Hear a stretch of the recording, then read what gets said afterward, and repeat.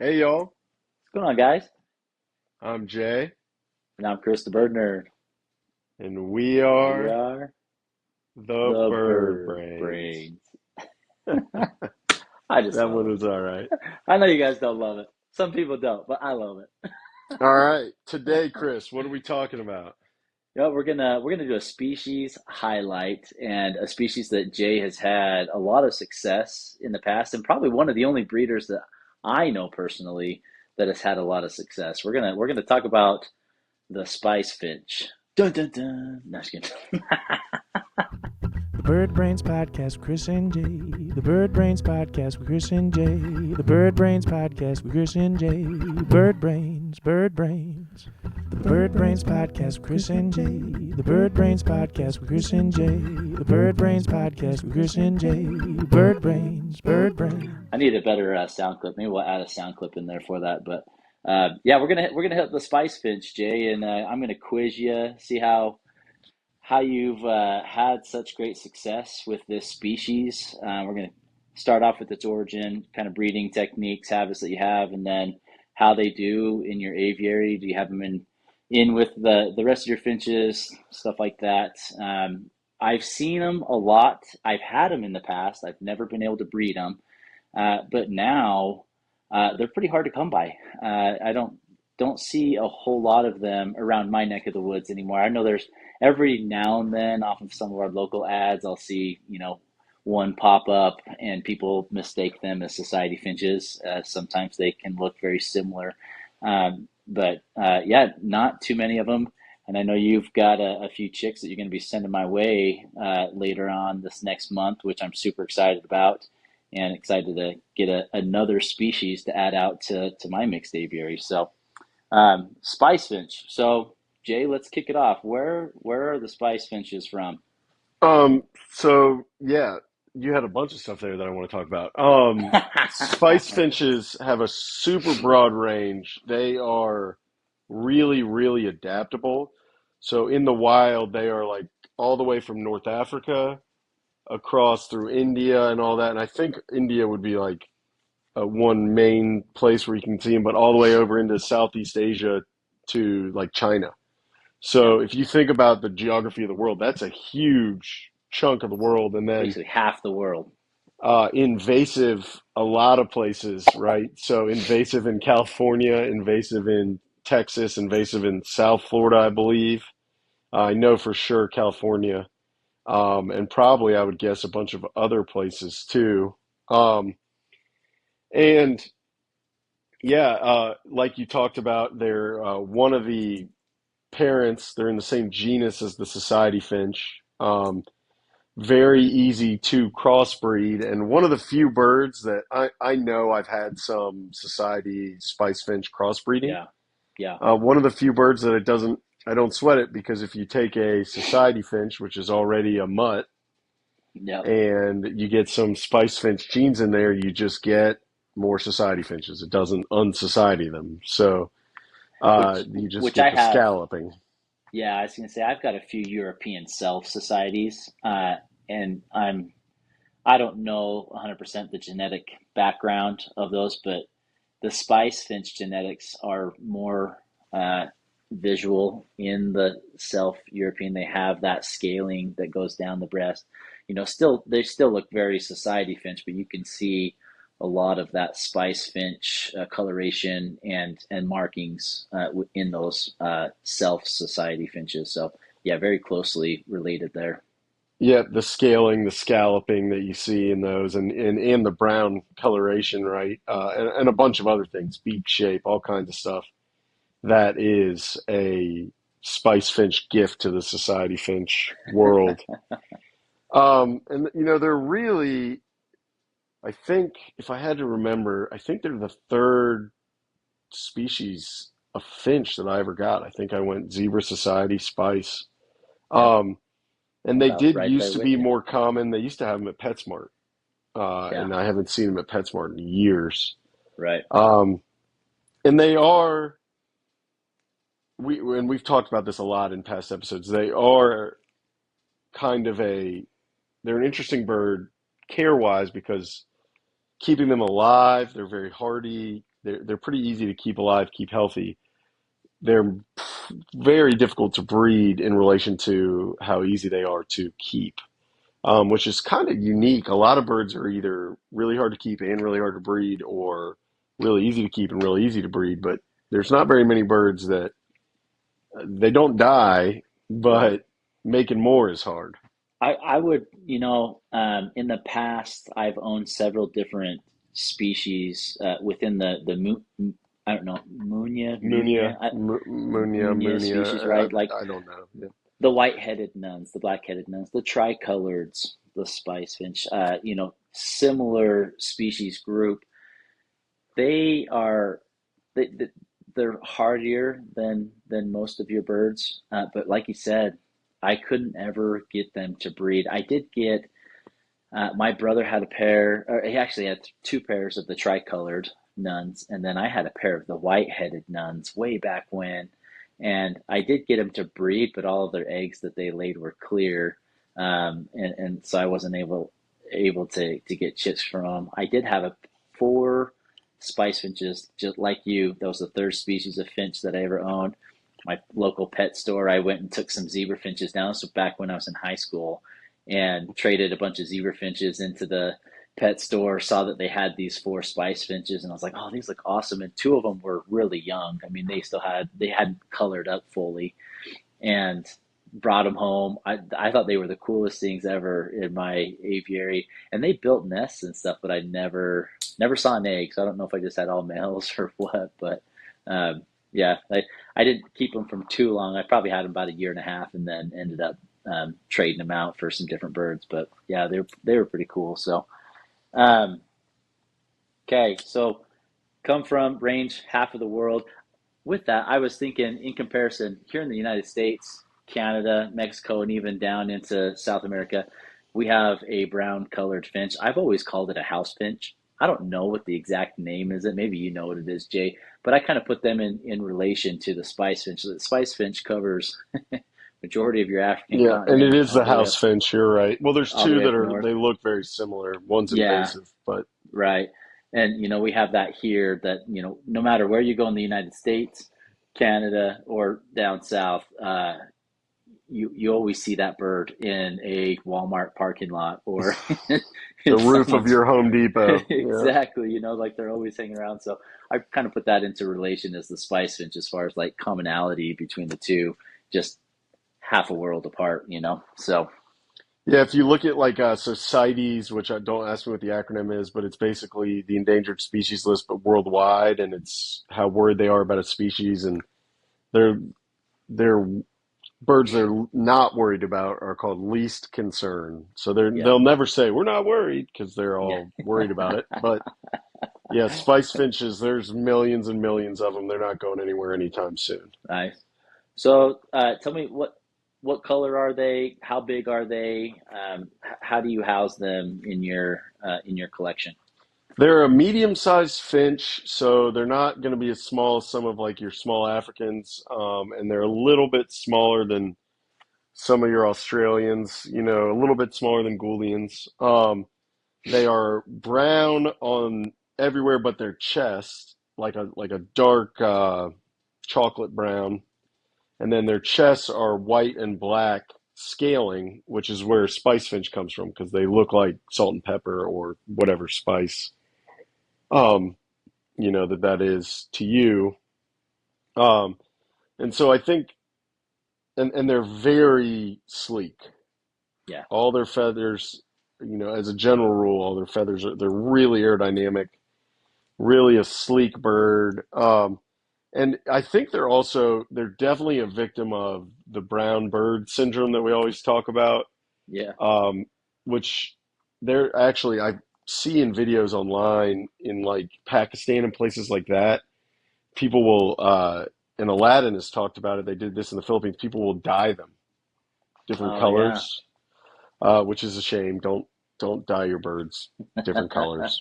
But they, I think on their own, they are really pretty.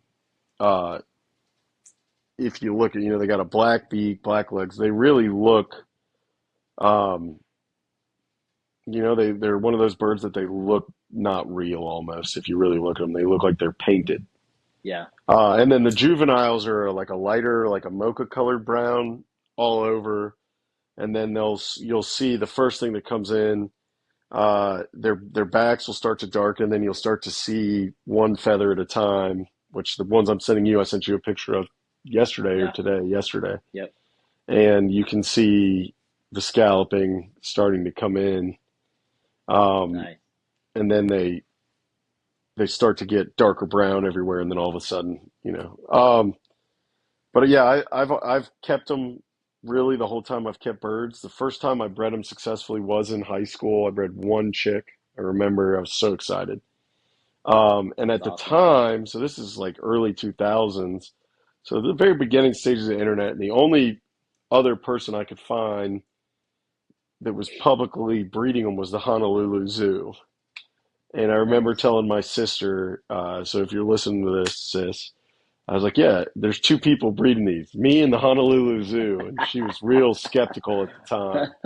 And in hindsight, I might have been right. Yeah. So, I had them, but they never, no chicks came for me. So, yeah, and I think before they really cut off imports, I think they were coming in wild caught like crazy, oh yeah, big time. um, because there's so many of them. And I think when they're that plentiful, you just put out a bird trap and you catch a lot. Yeah. But now that we're having to breed them ourselves, and I've made in the past 2 years probably 50 chicks, and yeah, I don't think Nice. anybody else is doing that. That's Um, awesome. it is. It's. I mean, more credit to the birds than me, but it is cool. Every time I see them come out, it's cool. That is way cool.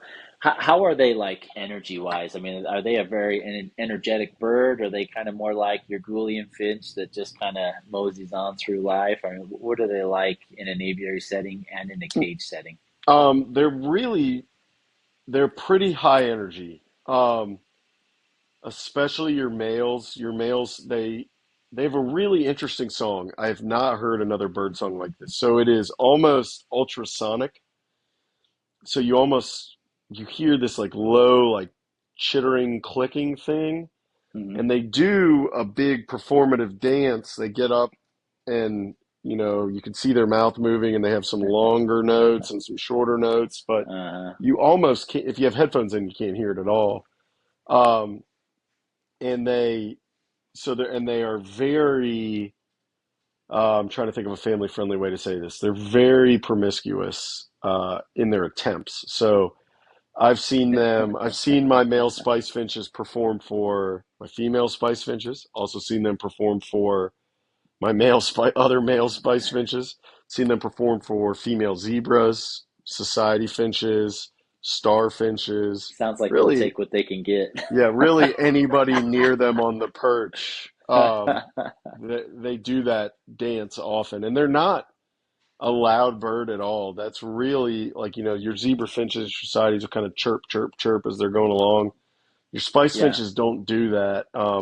One thing about the spice finches in particular, and I mean, I've got a lot of birds that are really acrobats, but like I was catching those out for you, the other day, and golly, I mean, they are they are so quick. they fledge ready to rock, full speed. I mean, that's got to be why they're so successful in the wild. Hard to catch. Yeah, the minute they leave the nest, they are going. They've got to be able to get to 60 miles an hour Wow. in a half a second. I'm catching them out there. I look like a hockey goalie trying to do glove saves. They are really, really, and they can definitely hover. They do all the time. I'll get them in the net and they'll turn around inside. And I use like a butterfly net to catch my finches. Uh-huh. They'll get into the net and turn around within the net and fly back out. And you're like, "Oh, I That's got him crazy. out." Just kidding. Uh-huh. So they are really, if you like flight, you like watching flight, there's no better finch. They are really, really top gun in the aviary for sure. So say someone sees one in a local pet store, sees something on Mhm. like Craigslist or whatnot. They don't have an aviary like we do. They got a smaller cage. They're going to keep them in their house. What are your recommendations for that? They are probably not. they can do okay in a smaller cage. They're not super picky. They're kind of like societies. I would say, I'd go to that like the 3 foot minimum. If you had a 3 foot by 18 inch by 18 inch cage for a pair, you'd be fine.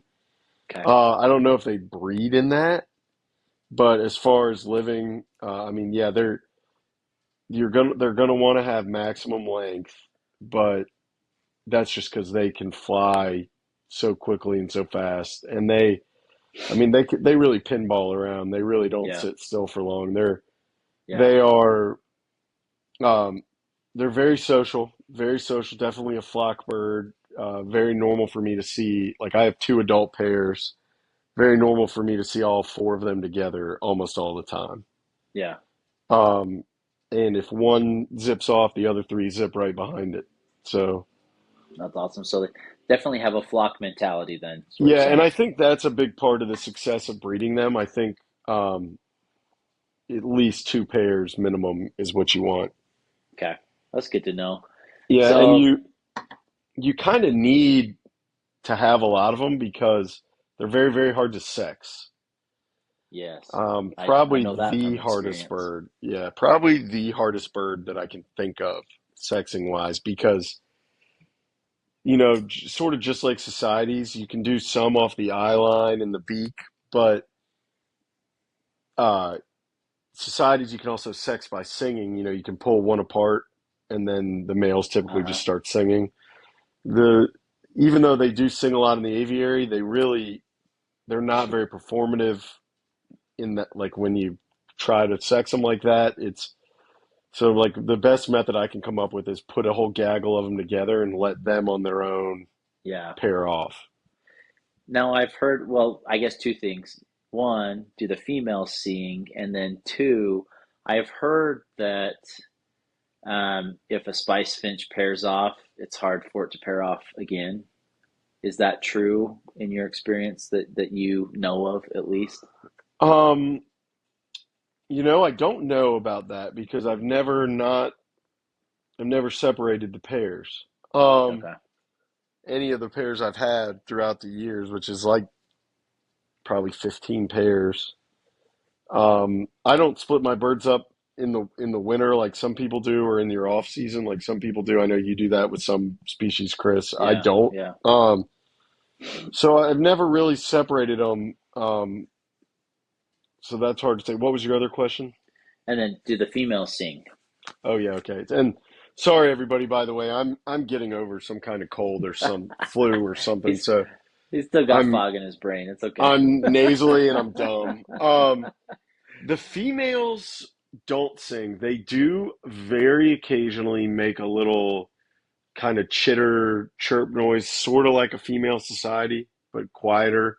But as a general rule, they really just don't make any noise. One of the one of the ways you can sex the females somewhat reliably is so when the males are singing, the other males do the peering where they'll go and watch, and the females kind of don't, which is kind of funny. Okay. Uh, they they basically if they act like they're not interested, that's kind of a giveaway that it might be a female because the other males are all like, "Oh, what are you doing on my block singing?" And the females are kind of like, "Whatever about it." Yeah, Kind of like people, I think sometimes. But gotcha. Okay, that's good to know. So let's touch on care, and then we can touch on breeding, and then wrap it up. So as far as care goes, I mean, what does their diet consist of? You know, seeds, veggies, insects. What's your experience there?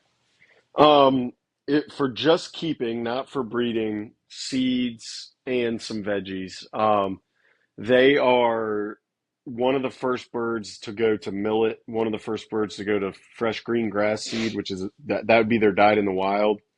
And in fact, thing to mention here, their nails grow really, really fast, much faster than most other species. So something to keep an eye on. I've more than once seen, even in my own aviary, all of a sudden, oh wow, I need to give you a trim because you have like the curly nails going on. Yeah, And in the wild, they land on like rough grasses, like elephant grasses and stuff, and eat the seeds. And those are really, you know, elephant grass sharp enough to cut you. Yeah. So they have really active nail beds to support that in the wild. And then they'll eat like broccoli, the heads off broccoli. They like Hmm. kale. So they're really pretty much everything in the aviary that I would normally feed any finch um, is good for them. Okay. Love And that. they're a high calorie. Like I said, they're pretty active, so they do Did, eat a lot. do they prefer any specific types of seeds, or is it just kind of your generic finch seed and they're good with that? They're not too picky? Yeah, though I haven't seen them be super picky. Like I said, I know they love the millets, but I've seen them eat Niger seed and some of the other seeds too. So Okay. I Yep. don't, they don't strike me like when I've had them in quarantine and stuff, they're one of those birds that like when you go to change out the old seed, there's just a bunch of empty husks. There's not like Yeah. clearly they've avoided some type. Right. Nice. Yeah. That's good to know. Are they an aggressive bird? I mean, do they do well in your mixed colony? Yeah, I would say, yeah, they're actually a really good mixed aviary bird in either direction. So they are not aggressive. The males can be a little bit harassing of any kind of female. Like I said earlier, they're very like pushy. Like they're definitely one of those birds that when you put a new bird in, they'll Yeah. just go try to mate it sort of like they'll jump on its back and try to mate it right away. And it's funny Yeah. to see. Like I remember last year, I put in a female English zebra that's like twice the size of this, and he's like trying, and she's just looking at him like, "What are you doing?" But they also can hold their own pretty well. They'll so I've seen them a lot. If another bird like my parrot finches, my red throats that are a little bit more aggressive, if they land on a perch, a lot of times they'll kind of chase birds Yeah. away, Right. and that doesn't work on the spices. The spice finches will just bill fence them right back. They're just like, no, well, I'll Gotcha. fight. So they're not aggressive, but they are capable of holding their own. So I would put them with anybody up into your. I would even consider keeping them with birds that are like your whitas and things like that. Like they hold their own Yeah. pretty well. That's awesome. Love to hear that. Cool. Yeah. And then lifespan of these guys, what are they, typical for a small finch or anything Yeah. dramatic there? Seven to 10, maybe 12. I think the oldest ones I've had were like 10. Nice. So nothing crazy, but also not on the lower end. And in general, like a very hardy finch. In fact, I can't, off the top of my head, I don't believe I've ever lost one to anything other than old age. Nice. Um, Maybe So, once to a cold night, but I can't, so, and they're so a tropical pretty bird. resistant to other diseases and things like that. Yeah, I can't think of a single time. Even there were even times when I've had illness in the aviary, like back in the day, and they didn't have a problem. Nice. That's awesome.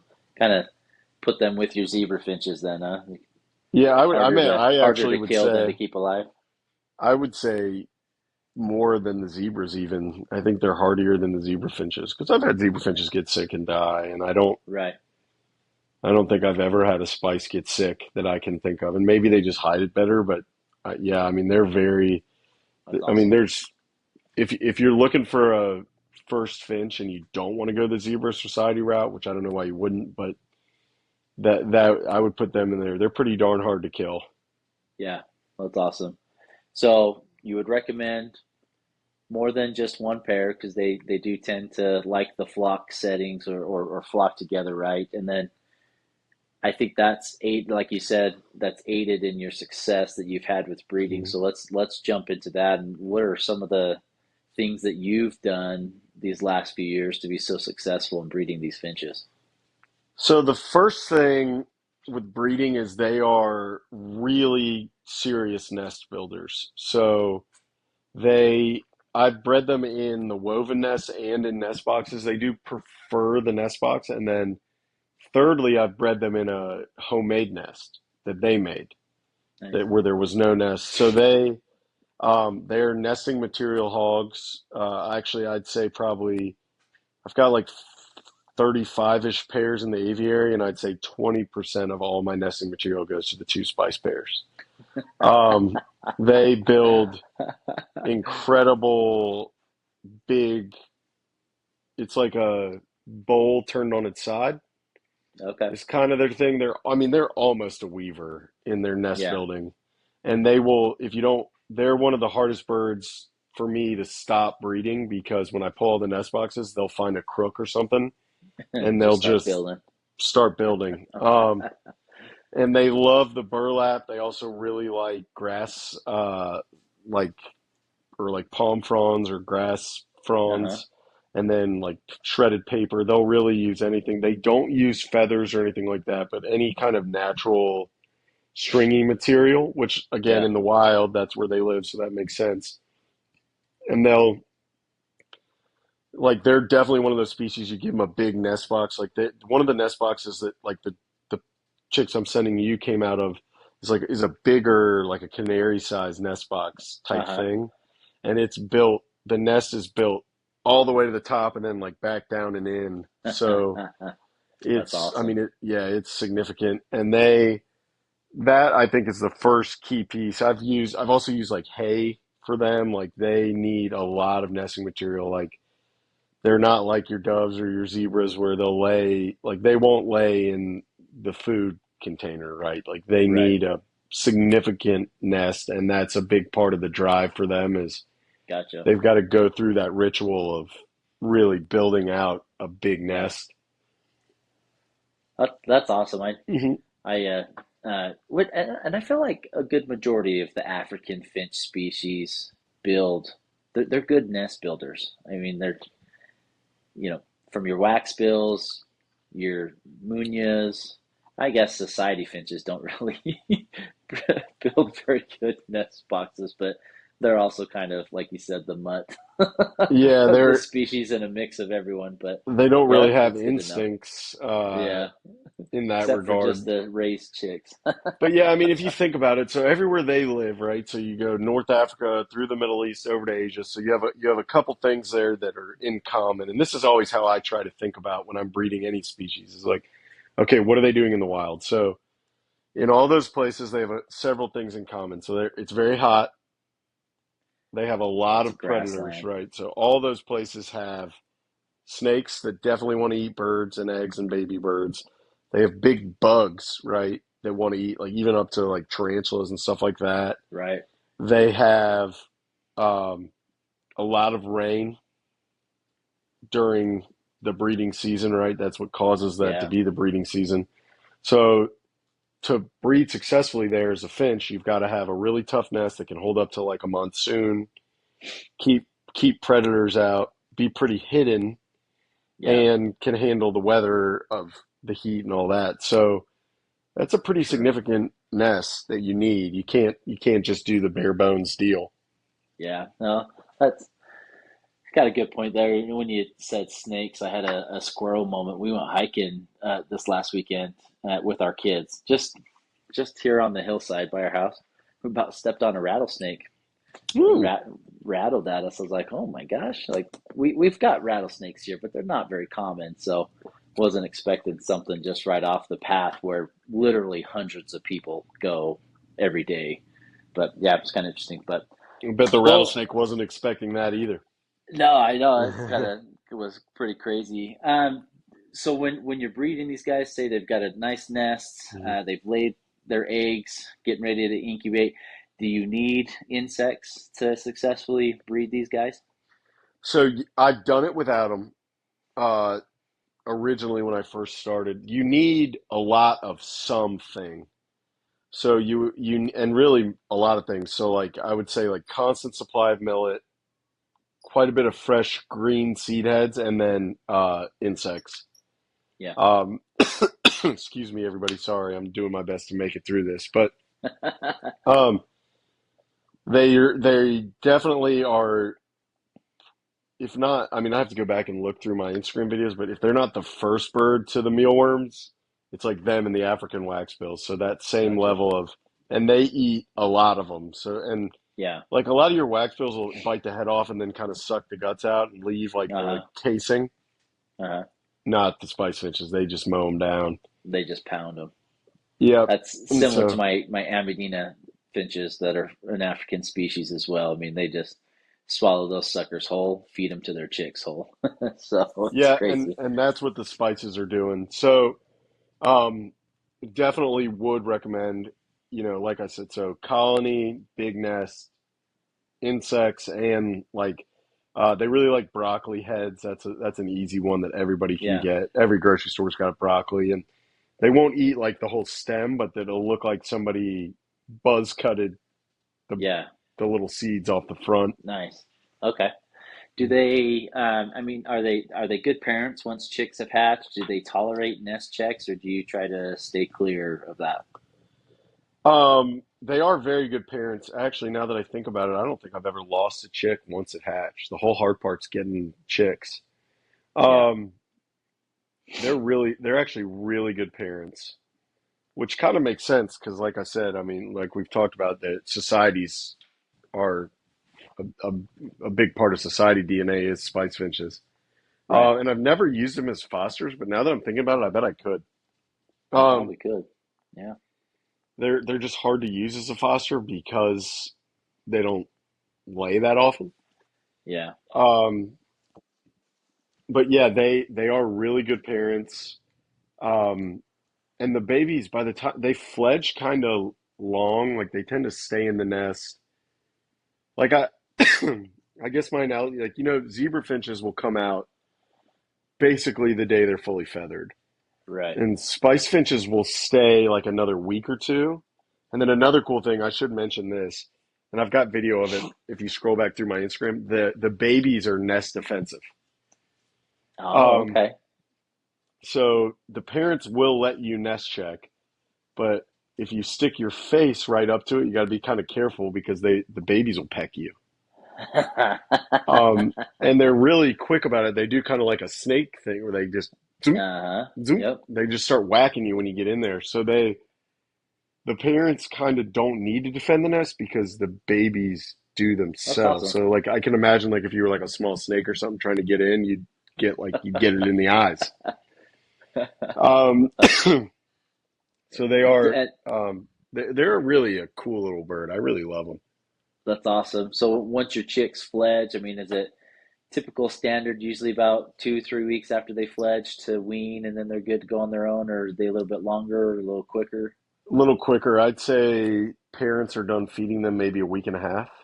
Okay, nice. But like I said, they fledge like really ready to go. They're the most Yeah. well done bird fledging. Like I'll see them. It happens to me every time, and I've had multiple clutches this year. I'll look through with my little pen light and be like, oh, these guys are ready to fledge, and then like a week later, I'll be like, these guys are ready to fledge, and my record's on my phone, but I could go back and look and see. But I'm thinking they're fledging like 5 weeks after hatching, 6 weeks Wow. maybe. Okay. So Yeah, definitely longer than your standard finch. yeah, they just cook longer in the nest. Yeah. Okay. Which again, good survival strategy, right? I If they've yeah, I got was a gonna big good say. nest Uh-huh. and they're If not you've getting got a eaten good in it, nest, then the chicks defend themselves in the nest, right? And then wait just a little bit longer so when they do fledge, they're just ready to zip and zoom, because it's you look at like zebra finches are a good example. They do fledge literally the day or next day after they're fully feathered, and they spend a couple days on the ground and then make it up to the perches, right? And so, or just like um, clumsy flying and stuff, like uh-huh, yep, not yep. like the first time So they fledge. I've seen them fledge. Spice finches, like the day, like okay, they're on the edge, they look out, and they just fly out, zoom, do a turn, and land on a perch perfectly. And you're like what? natural. Yeah, All they're right. amazing. Well, I think we're getting close to wrapping up here. I think I love hearing about these finches, especially the hard to breed ones, and I love hearing that you've had such great success with them in your aviary. Sounds like in a colony setting. Doesn't sound like anything too stringent as far as getting them to breed and successfully keeping the chicks in the nest. Not anything out of the norm, especially with your African species. So I think that's pretty awesome. I don't know. Is there anything that we've left out, Jay, that you'd like to highlight with the Spice Finch? Um, No, I don't think so. I mean, a great all-around bird, definitely a good bird to kind of get you out of that beginner level. If you can breed spices or even get them to build nests and stuff, then that's when I would say you're ready to start looking at some of the more complex species. They are really uh, I mean, they're a great bird. They're still, when you can find them, they're usually still relatively cheap, which is kind of Yeah, I think one of those things where like they used to be so cheap that people kind of can't wrap their heads around that maybe I should be charging more for these. right. So yeah, if you can get some, get them. They're great. If you got questions, reach out. Uh, Happy to help answer them. I was gonna say, Jay, say someone wants to buy some of your Spice Finches. How can they get a hold of you? All right, so I'm on Instagram, YouTube, obviously. I'm on Facebook.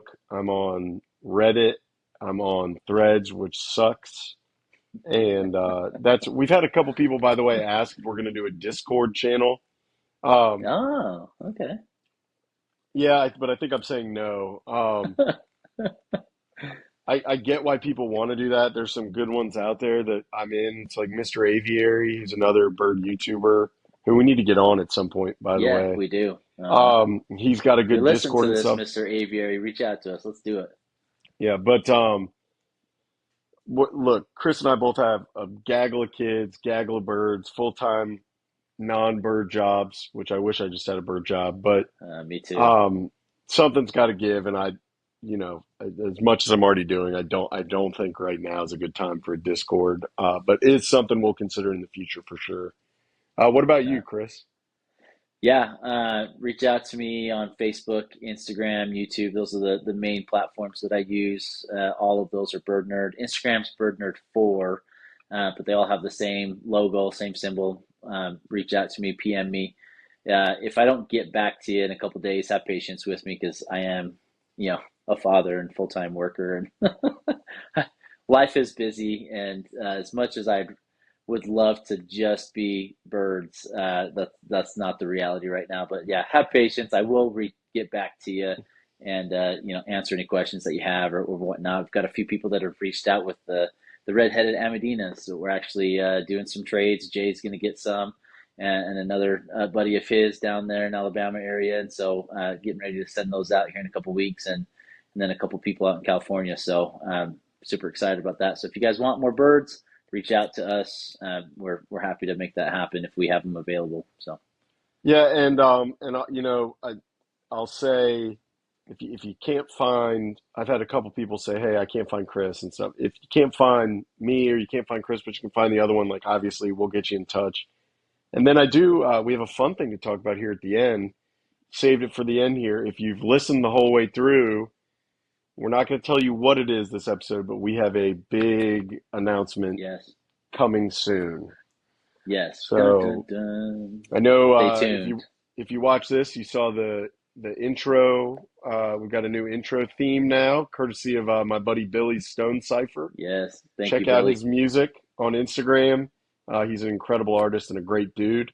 But there is something else big coming. So we're really excited. Working towards one day being professional bird guys, maybe.